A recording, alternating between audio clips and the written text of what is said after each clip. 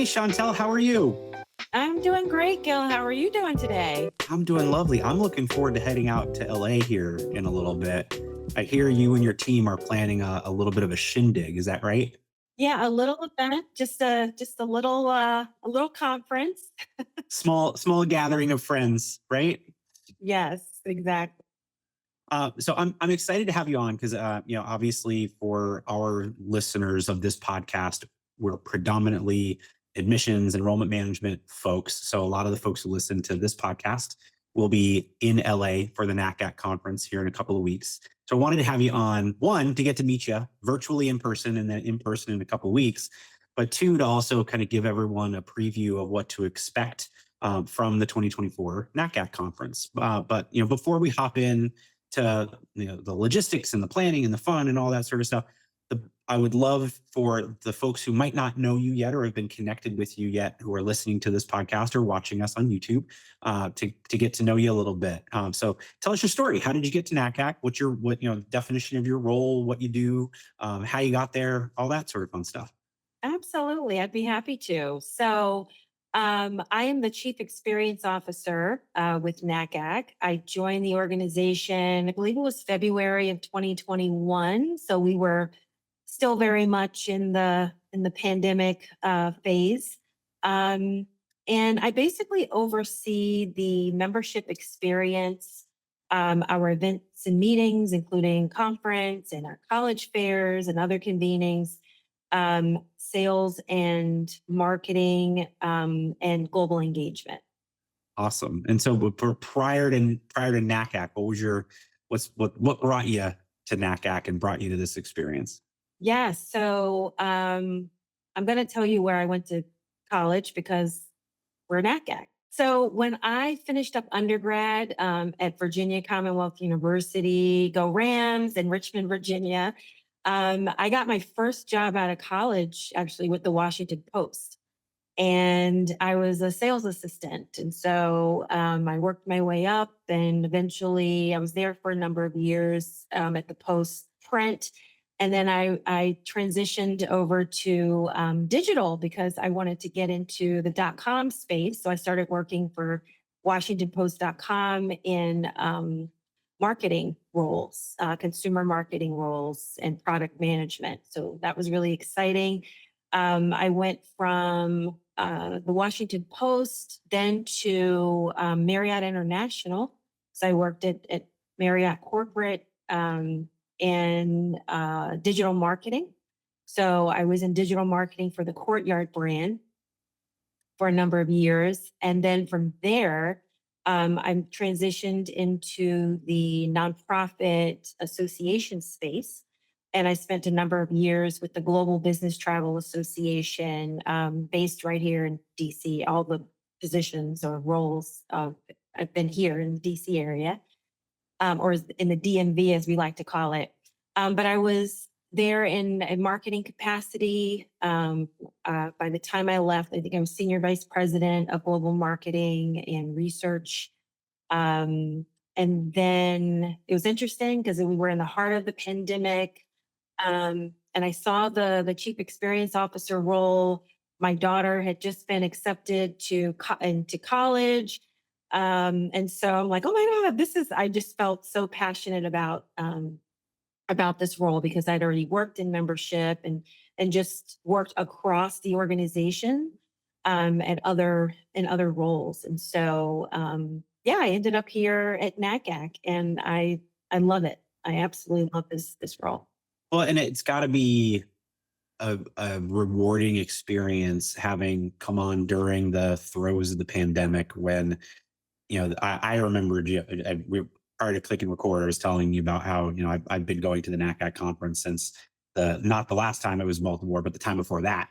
And so I've been around long enough that I've been going to the conference where we're repeating cities. So it's just the vibe and the culture, and that's a big part of why people go to the NACAC conference, is for the community and the shared experience that everyone in this profession has. And when it's a virtual option, or even the year everybody's masking and sitting in every sixth chair in a presentation room to maintain social distancing, it's hard to, obviously we're doing all the right things, Yeah. but the right things is hard, right? And it's not the same feel and the same experience. Yeah. No, absolutely. I mean, I started in February of 2021. And so the team was in the midst of planning for Seattle. Mhm. And so that ended up being a hybrid conference. But we still had well over 3,000 folks show up in person, which we were floored, and we had over 1,000 people virtually. And so I would say that Houston, which was the year after that, is where it really felt like, okay, like we're back. We're back. Folks, we're back. Folks really, I mean, just they clamoring to just see each other in person. And David Hawkins, who I know you know, he told me to tell you hello, by the way. Hi, David.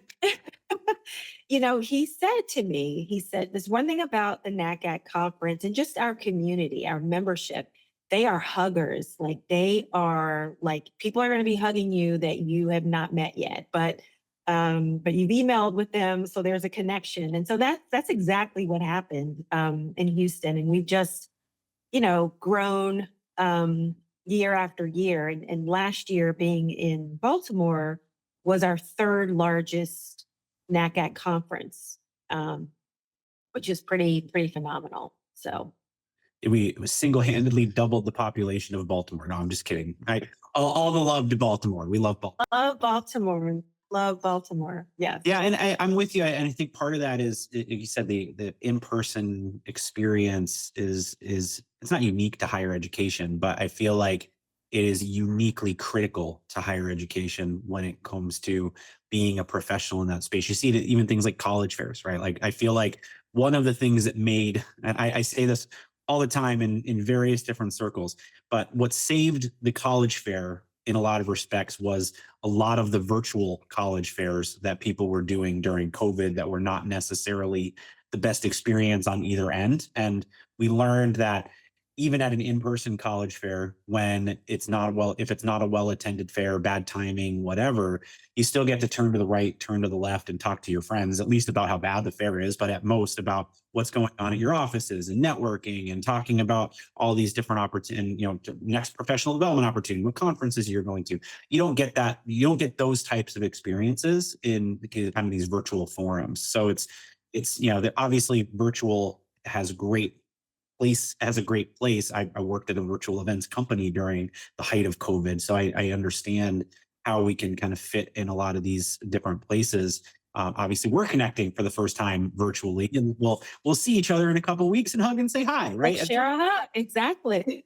Grow your student community, help them stay, and encourage giving with Cadence, Higher Ed's premier engagement platform from Mongoose. Designed exclusively for higher ed by higher ed professionals, Cadence helps you engage your audiences with the perfect balance of AI and personal connection. Talk to students, parents, and alumni on their time and how they want. Empower your staff with integrated text and chat inboxes that gather all conversations in one place. Reach out to learn more about how our best-in-class service, support, and integrations have helped colleges and universities like yours have smarter conversations. From text to chat, make every message count. So let's look. We've looked back a little bit on kind of how we kind of made through the COVID process and the post-COVID era and those sorts of things. Now we're into a new era of NACAC, right? We have leadership has changed over the past couple of years. We have you new in this role over the past couple of years, right? We'll say 3 to 4 years is a new era relative to the length of time the association has been around. And so I'm sure you've got two kind of camps when it comes to NACAC attendees, right? You've got the people who have been going for years and are coming back because it's something they look forward to. It's on their calendar. They do it every year. And then you're going to have the new people who are coming for the first time, right? And so I'd love to first talk about what those returners should be expecting that's new, different, unique, right? Something that they might not have experienced before at a NACAC conference, because I'm sure you've been working on a lot of different type of opportunities for engagement and making the experience the best it can possibly be. So what are some of the things that have evolved and that will be evolving when it comes to the conference being in LA? Yeah, I mean, first and foremost, it's one of the things that the attendees are really looking forward to is what is happening on the main stage at conference. And I would say, this year, we are really excited. On Thursday, we have Magic Johnson, who we're really excited about, who's going to just take us through his leadership journey. I'm gonna back up a little bit. So the theme this year, which kind of drives a lot of what we do, and you'll sort of hear it echoed throughout the conference, is the courage within. Um, so I wanted to say that, and I also wanted to mention too that in terms of my background, there's the sales and the marketing piece, but there's definitely service and hospitality. So myself and my team really want to make all attendees feel special, feel seen, feel heard, but really feel good. A couple of years ago, maybe it was Houston, I was standing at the bar at the closing reception, speaking to a complete stranger who I'd never met before. And I said, "Did you have a great experience?" And he said, I go to a ton of conferences. There's education, there's this, there's that. He said, but the hospitality at this conference was off the charts. And like I honestly teared up because that was for me personally, and I know my events and meetings team, that's what we wanted to deliver. Was we wanted folks to feel again special, seen, and just good about making the investment coming to the conference. So I wanted to say that.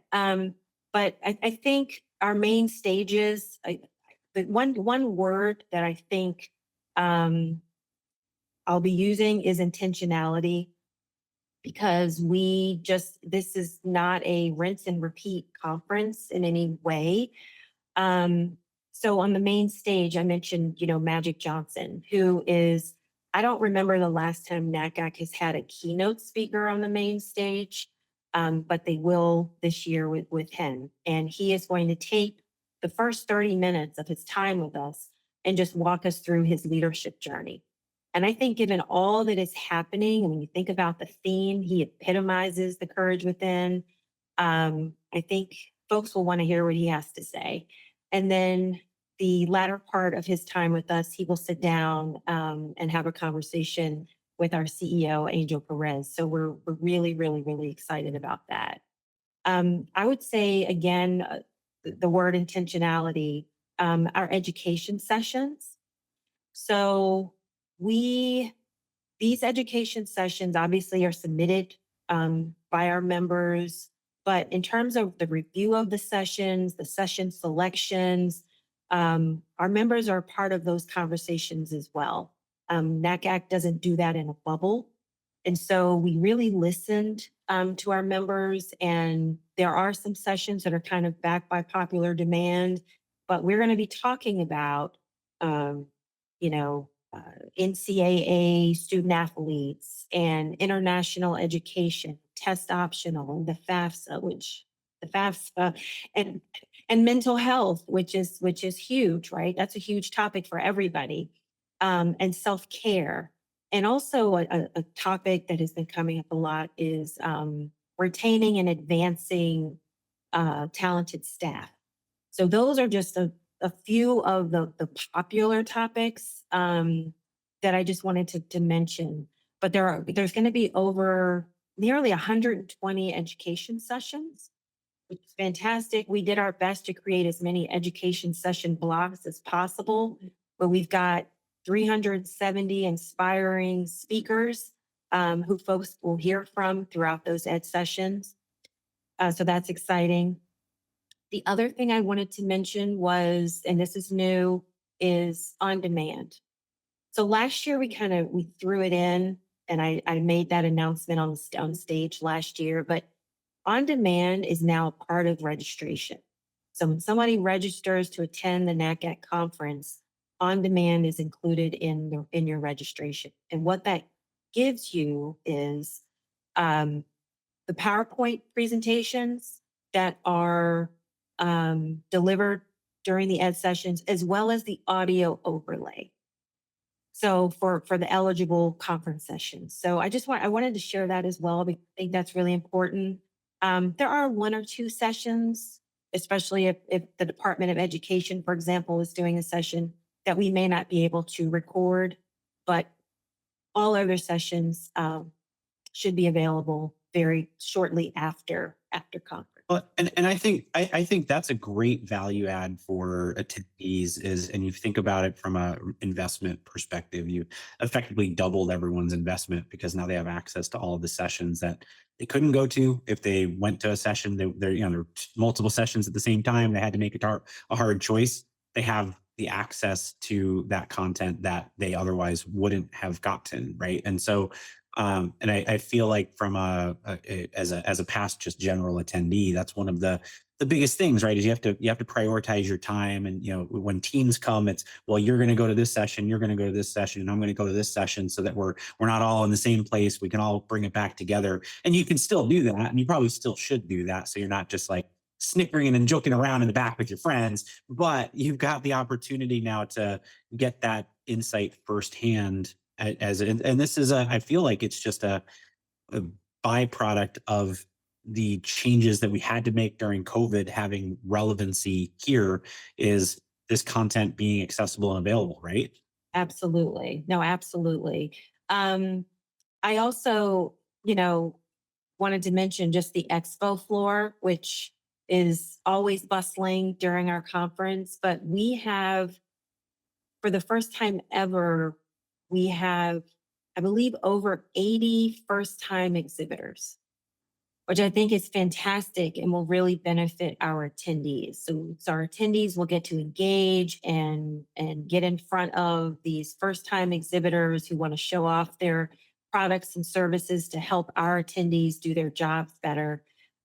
We have close to 250 exhibiting organizations, and folks are still reaching out to get a booth, which is, again, just fantastic. We're really excited about that. Yeah, and I love that point around the 80 first-time exhibitors, because my day job outside of hosting a podcast, I consult and support with ed tech startups on ensuring that they are building resources and programs that support student success first, and also, of course, institutional outcomes, because you got to be able to do both if you want to work in this space as a service provider. And to hear, that's the first time I've heard that there are 80 first-time exhibitors, which says to me that there is no shortage of innovation in the space, and there's no shortage of opportunity to really look at ways to kind of rethink the way that we're supporting and engaging students, which is phenomenal. And I feel like, to give NACAC a little bit of a big pat on the back, I think companies know that this is the space they need to be at to be able to be in front of the right people who can leverage those resources on their campuses. Yeah, no, we're really, really excited about that. And then, speaking of 80, I can't believe I didn't lead with this. This is our 80th conference. This is our 80th NACAC conference, which is, and that's why there's 80 first-time exhibitors. They did it on purpose. There you go. That's fantastic. Well, happy birthday, NACAC. We'll get a cake. And that's just, yeah, that speaks to the longevity of the association, right? And just the importance of the association in this space. I was at a conference. This was actually the Seattle conference. I did the interviewed in the exhibit hall thing, and I was talking about this is the place where everybody knows they need to be, right? And it's just you can ask people about a lot of other conferences, and they say, oh, well, maybe next time I'll go, or I go every other year to that one. And this is the one that people put on their calendar and say, I'm going to be there this year.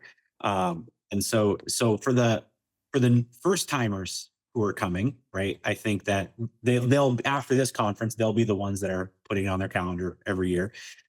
But it can be a little overwhelming. You say 250 exhibitors, you can say 370 speakers, you say all these different workshops. That's a lot, right? And it's a good thing that it's a lot, but for a first timer, it can be a little overwhelming, right? And so for those first time attendees, what are some tips that you would give to them to maximize their opportunity without getting completely overwhelmed?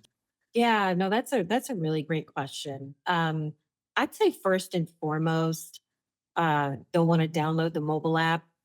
Make sure you have the mobile app handy, but pace yourself. Like there's no way you're going to take in every single thing that's happening at conference. And I think the desire for first timers is often, I don't want to miss anything. But that's everybody's desire, right? Is to be a part of everything. And it's difficult to do that. So I would say pace yourself, focus on some key areas of interest. Um, and then remain engaged in other opportunities that are going to be happening with NACAC post conference. Just know that the conversation doesn't start and stop at conference. It's going to continue throughout the year into 2025, et cetera. But you don't have to do everything at one time. You can't. So that's the first thing. And I would say, secondly, just embracing the community, because I know it can be overwhelming. And I've heard that from people. It's just there's so many people. But it is small though. The higher ed community it's actually really pretty small. And I think that this is just an opportunity to just make connections, as many connections as you can. And then again, post conference, hold on to those connections, right? Do the work to reach out to people that you met, schedule virtual coffees and things like that. And then lastly, I think just as a first timer, just valuing your presence. Because whether this is your first conference or this is your 25th conference, your presence is valuable and you do have something to offer. You do have something value to add. Everybody is here to improve, even people that have been around for 20 plus years. So just don't forget that your presence means something. Discover future applicants, delight enrolled students, and amplify fundraising performance with our Cadence engagement platform's live chat and chatbot solutions.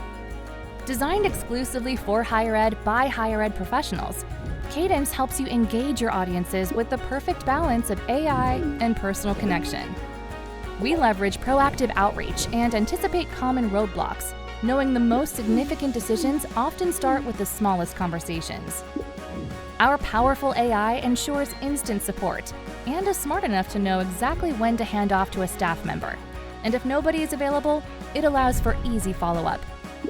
Effortlessly integrated with your website, we proudly feature an industry-leading 85% self-service rate.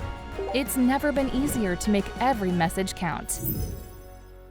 Great. And you mentioned, I would love for you to expand a little bit. This is a little bit of a curveball of the conversation, but it's out the opportunities to engage with NACAC after conference, right? And I think that there are many folks out there. I think that their interaction with NACAC annually is the conference, and then maybe they go to a national college fair here or there. But that for many that might be it, right? Because this giant conference that is a small community but also is really big is a big time commitment and resource for them. But there are other resources, right? And there are other things that they should be leveraging and taking advantage of. So for those that might not be aware, right, of other programs post-conference, other workshops and programs and webinars and those sorts of things, what are some other areas that people can take advantage of from NACAC as a resource? Yeah, I mean, we have several ad hoc committees throughout the year. There are it could be a certificate program that we want to kick off. But also, I would love for folks to reach out to NACAC when they have ideas. Chances are we have the same idea. I think sometimes our challenge is capacity, right? Capacity to build out those ideas and develop the strategies. It's not that we don't want to, oftentimes is we don't have the capacity. So we welcome our members to reach out to us and say, hey, there is a need for X, because we'll put you to work, but we love to hear from our members. And again, I think we're probably all thinking the same thing about things, maybe new education and training programming. Trust me, I know this is something David and his team are thinking about all the time. But when you look around the office and it's like you only have limited capacity, right? So I would say, just if you're interested in volunteering in any capacity, reach out to NACAC. If you're interested in, again, being part of a committee or joining a SIG group, I would say is like, that's a good place to start, is joining one of our SIG groups. We have over, how many SIGs do we have? I believe now we have 33 SIGs. 23 are scheduled to host meetings at conference. So this is a great way to promote intersectionality across the SIGs. So please come to those SIG meetings. They're not private meetings. They're open to attendees. But post-conference, reach out to the SIG leaders, the chairs, and join the SIG groups. That's a really great way to become a part of a NACAC community. And they're growing every day. Absolutely. Yeah. And I just pulled up the page on NACAC's website, and we'll put a link directly to it in the episode notes for our listeners. So you can get a peek at what some of those groups are, as well as the contact information for the chairs for those groups, and to get in touch with them so that you can get involved. I think the theme of that is, ask not what NACAC can do for you, but what you can do for NACAC in a lot of respects, right? There are so many ways to get involved. And I think people sometimes just don't realize how many opportunities there are to be a part of making a difference for specific groups that you want to support, right? And be a part of the overall community. And because NACAC it is a large group, but it's also a small community, and that's a unique combination that you don't get at a lot of places, which means that if you want to make an impact, you just got to step up and volunteer. Exactly. And then I'm also going to plug the affiliates. We have 23 affiliates. And so join your local affiliate. I was going to say big ups to NACAC. I'm in Maine, Yeah. so we'll say hi to the NACAC folks. Yeah, the Mongoose is based in Buffalo, so nice NACAC. We'll say hi to you as well, right? I think some of the greatest way, a lot of change is local, right? And being a part of your local regional affiliate for sure is a great way for people to get involved in a more accessible way too, right? Because you don't have to travel all over the country to be a part of your regional affiliate. I totally agree. Yeah, that's a great, and it's also a great pathway into NACAC.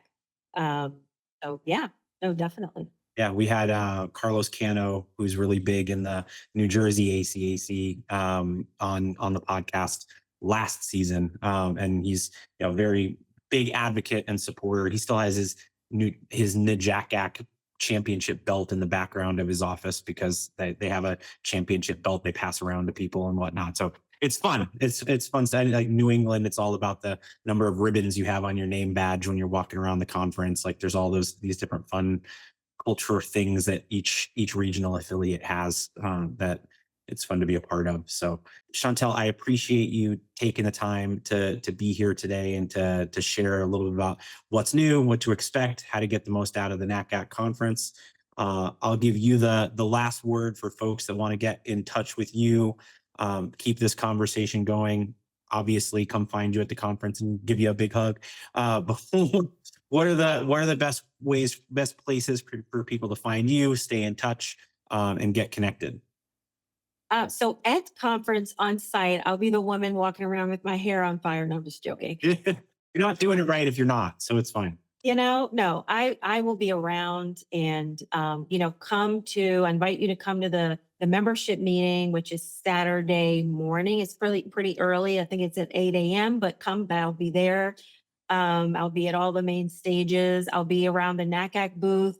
That's another, like, if folks are like, how do I get involved? Go to the NACAC booth and ask the NACAC staff person who's there. I just wanted to mention too, because this is different. Typically, our NACAC National College Fair that accompanies the conference occurs the day after conference oftentimes. And this year, it is going to be on Wednesday, the 25th, the day before conference kicks off, at the LA Convention Center. And I wanted to share that because we have close to 400 colleges and universities that have signed up for that fair. And we're working very closely with Los Angeles Unified School District and our local arrangements committee in LA to make this an amazing college fair the day before conference kicks off. And speaking of LA Unified School District, the superintendent is going to join a panel on Friday. He will be on the main stage on Friday. So we're really excited to have Superintendent Carvalho join us at the conference. But yes, if you have questions, there's going to be information booths all over the place. Go to the reg desk. If you're in the South lobby, dance a little bit because we're going to have a DJ. But go to the NACAC booth if you need any help, and that's on the expo floor. But NACAC we'll have our black, probably NACAC zip ups. You'll be able to identify the staff, tap us, say, hey, and ask any questions. And we have over 100 volunteers. So I want to thank the volunteers. Thank you to the volunteers, the sponsors, the exhibitors, just everyone who has been supporting the development of this, an amazing event. Awesome. Well, Shantel, I appreciate, again, your time and for you being here. And to our listeners, we will see you in a couple of weeks at NACAC, and we will see you next time here on FYI. Excellent. Thank you, Gil. Take care. Thank you. Bye-bye. Thoughtfully nurture applicants, personalize retention efforts, and exceed fundraising goals with our Cadence Engagement Platform's text messaging solutions. Designed exclusively for higher ed by higher ed professionals, Cadence helps you engage your audiences with the perfect balance of AI and personal connection. We leverage an intuitively designed interface and easy-to-use texting templates so you can have targeted conversations or scale up to expand your reach. Our powerful smart messaging can respond automatically, exactly how you would. And to measure progress, track your campaigns with unparalleled reports and analytics. Effectively meet your community where they are as we proudly feature an industry-leading 95% read rate within 3 minutes. It's never been easier to make every message count.